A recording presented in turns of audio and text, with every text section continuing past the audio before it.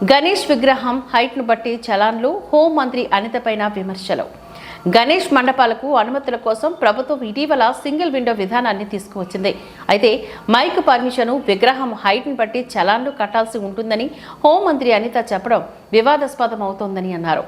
Mic permission రోజుకి 100 రూపాయలు, ఏకో ఫ్రెండ్లీ విగ్రహం 3 నుంచి 6 అడుగులుంటే 350, 6 అడుగుల పైనే ఉంటే రోజుకు 700 రూపాయలు చలానా కట్టాలని ఆమె చెప్పారు. దీంతో భక్తులు ఆగ్రహాన్ని వ్యక్తం చేస్తున్నారు. వినాయక చవితి సంబరాలకి కానీ వినాయక చవితి పండగకి కానీ ఎక్కడ ఎటువంటి ఇబ్బందులు లేకుండా చూసుకునే బాధ్యత కూడా మేము తీసుకుంటున్నాం.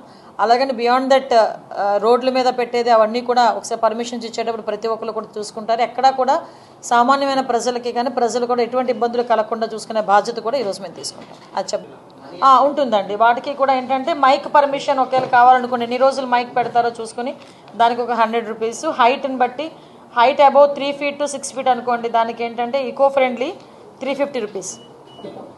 అలాంటివి మనకి హైట్ అబౌవ్ 6 feet అయితే 700 రూపీస్ పర్ డే. అలా ఒక ఫీజ్ స్ట్రక్చర్స్ ఉన్నాయి.